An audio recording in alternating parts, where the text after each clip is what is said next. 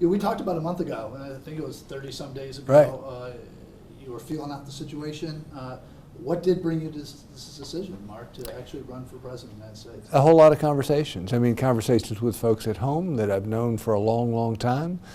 Folks that I've gotten to know more recently. They've called in from around the country over that 30-day window. Folks in Iowa, folks in New Hampshire. I mean, just literally, it was a stack of different conversations that ultimately led me to saying, okay, I'm going to go ahead and do this. I don't know how long it'll last. I'm going to take it a day at a time. But I feel called to speak out about the equivalent of a financial hurricane that's approaching our shores. And as real as a hurricane is to all of us who live here in Charleston, there's a financial storm that's brewing. It's going to be of immense consequence to our lives and to those that we love. And I think we need to have a conversation. And the folks that have brought this up, their point was, don't wait. You know, if you wait, we're not going to have this conversation. We'll wait another 5 years till the next presidential cycle to do it. At that point, it may be too late. Was it? You make it sound like these people that you talked to made it kind of an easy decision for you. Was it difficult for you? No, because you're scared to death in human terms. It's daunting. It's overwhelming. You know you're going to get shot at by the president. And so there's a lot of things that give you pause. That's why, you know, this first came up more than a year ago. The night after my primary election, a buddy called and said, you know, God just cleared your calendar for a reason. I know what it is. I'm like, so glad you got the direct connect. Fill me in. And he's like, you need to primary the president. I'm like, you're completely out of your mind. Not a chance.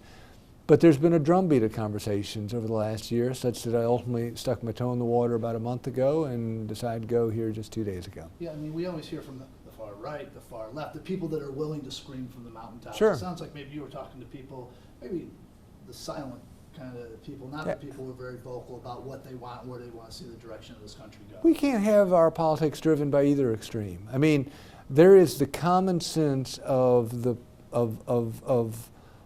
preponderance of America that's busy getting themselves to and from work and getting their kids to and from school and practice and all the things that go with life, that may not have politics on the front burner, but they're absolutely affected in a front burner way by politics. And it's those kinds of folks that I've been talking to, and those kinds of folks that, should this campaign have legs, will be the lifeblood of the campaign. A lot of people said Donald Trump would never be president. You going to use that as motivation? Because a lot of people are saying you can't run against Donald Trump. Do you use that as motivation? Heck, a lot of people said he couldn't be president. Yeah, I don't use it as motivation, but I use it as a fact, which is, I mean, in fact, I did a show on Sunday when I launched this with Chris Wallace. He brought up that very point. I said, wait a minute. You would have been saying the exact same thing about Donald Trump not that many months ago, which is true. What about your thoughts? This is kind of totally upset. The South Carolina primary, they scrapped it. Your thoughts on that and how that could affect you? Is it even legal? There's question as to whether or not it's legal. It's certainly unusual at many different levels. One, it's anti-democratic. I mean, we shouldn't be taking our cues from North Korea in the way that we allow people voice in the political process. We ought to have more ideas contested in the public square rather than fewer ideas. And South Carolina has enjoyed a unique level of voice in the political process, given its stature as first in the South Republican primary. And so that voice will be lost. You know, whether you live in Orangeburg, whether you live in Abbeville, whether you live in Rock Hill, whether you live in Charleston, that voice is lost. And so I think it's a mistake from the standpoint of simply allowing people to participate in the electoral process that comes up once every 4 years. It's also a loss for our state in that we've ended up, I mean, Jim Edwards, who used to live around the corner from where we are right now, became a cabinet member because of that primary process. Nikki Haley became the ambassador that she did because of the primary process. South Carolina has had disproportionate influence in Washington because of the primary process. That's going to be lost. And most of all, I think it signals weird things. I think it signals that somebody inside the Trump organization is looking at the numbers and saying, wait a minute, his support may be a mile wide but an inch deep. Because if you have the chance to stack up, everybody says 90% support, if you have the chance to stack up a 90% win in the world of politics, you do it. Particularly if it's the first in the state primary in the South, given its signal for other states in the South going, you know, that would follow you. And so the idea of saying, no, we'll pull that, to me just doesn't make sense. It says there's something more to this puzzle. Can you fight it? Is there anything you can do?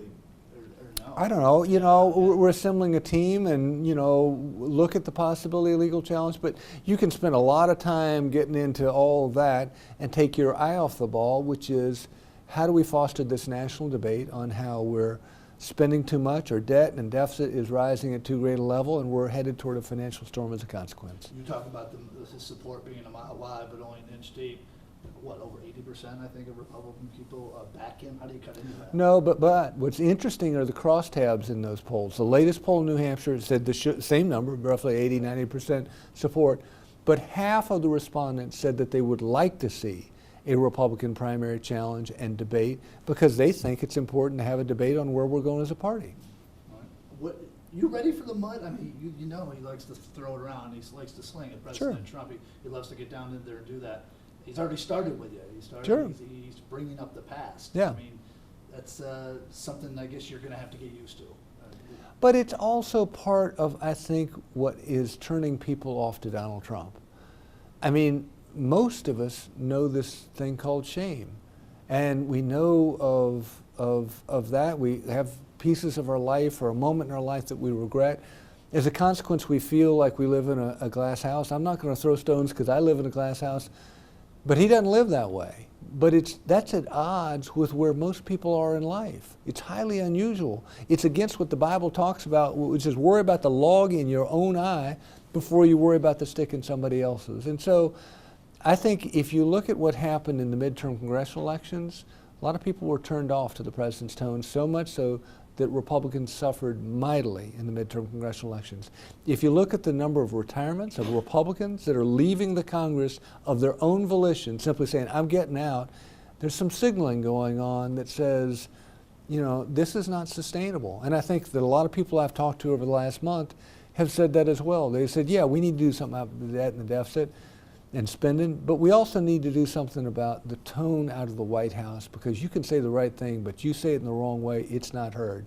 And too much of good policy that might come from Republicans is no longer being heard based on the tone that's coming out of the White House. I'm sure policy is obviously the big thing. I know that with the Yeah. fiscal and Yeah. what you're talking about. A lot of people 10 years ago, that's a deal breaker for a lot of people. We know that. I know you've apologized. You apologized Sure. a million times. You can't possibly apologize anymore. I know that. But how do you let the voters realize that you've grown and learned from your mistakes and you're past that? Well, I go back to what General Mattis said. General Mattis said the mistakes of life is the great tuition of life. It will cost you, but if you are at all introspective, the chance to stop, reassess, learn, in the Christian model, repentance and renewal and a second chance is vital to becoming a better person. And so I know that I'm a better person, a better leader as a consequence of that messy chapter of life. And more to the point, I've been on an amazing journey here at home wherein people that know me best said, look, we don't approve of how you handle that chapter of life, but we know you and we trust you and we'll give you a second chance, and we want you to actually represent us in Washington.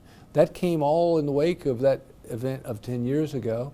And so, you know, I just think you take it a day at a time, but it's important to learn from the mistakes of life. Again, I've apologized ad nauseum, but then you go on. And the question is, do you go on with your life and try and have impact where you can, or do you just crawl up in a hole and lick wounds for the rest of your life? And I think it's important to crawl back out into life, to learn from the mistakes of life, to apply those lessons learned, but to apply them in forward movement. And that's what I did when I was in Congress.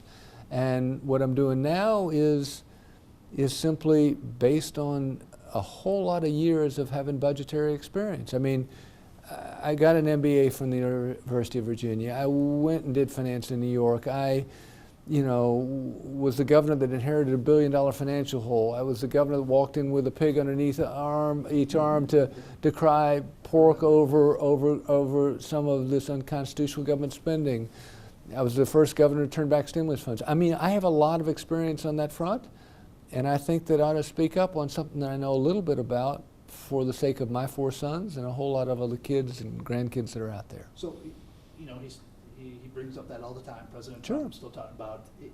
Here's the problem with it, though. You know, in as much what we could do, and what I guess he'd like to do, is he could say horrible things about me, and I could say horrible things about him, and he could say horrible things about me, and I could say horrible things about him, and we wouldn't solve one problem that confronts people living in the low country of South Carolina. And at the end of the day, the electoral process should be about how do you solve problems and make life better for people that are going about life. And that's what's lost with his heavy component of criticism. And so, you know, the idea that Rex Tillerson, who is chairman of, you know, Exxon, which is a big corporation, is a loser, and the idea that, you know, Paul Ryan, who shepherded the very tax bill that the president now takes credit for, is a loser, and I'm a loser, and everybody else is a loser compared to Donald Trump, again, is at odds with this notion of the Founding Fathers setting up a system wherein, well, we all have a little bit of loser in us. None of us are perfect, but as imperfect human beings, we're going to have a trust in a framework of government, a system of laws, a system of checks and balances that will check the loser in every one of us and create a more perfect union, which is what the Founding Fathers designed. And so, yeah, that's where he goes, but I think it's at odds with the construct of the system the Founding Fathers set up, and it's in contrast to the level of humility and empathy that is necessary to get things done in politics. You think his attacks maybe, I mean, one, he likes it, we know he likes doing that, but you think maybe he sees you as the biggest Republican threat to him? There was an article in the New York Times today, I've not read it yet, but apparently saying that I represent the biggest threat to Donald Trump in today's New York Times. So that's what some other people are saying. You certainly hope so. We'll find out, yeah. Right.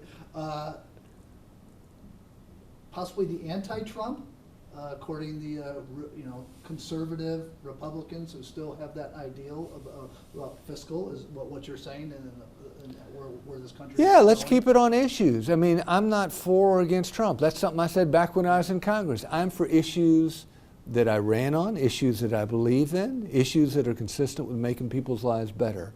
And in as much as we can create a debate that's based on issues, we'll all be the better for it. What's next? You know, begin the process of setting up a political team, all of the sort of nuts and bolts that go with beginning the process of indeed advancing ideas. You excited? Scared to death, daunting challenge. Haven't gotten to the excitement part yet. Right now, just overwhelmed.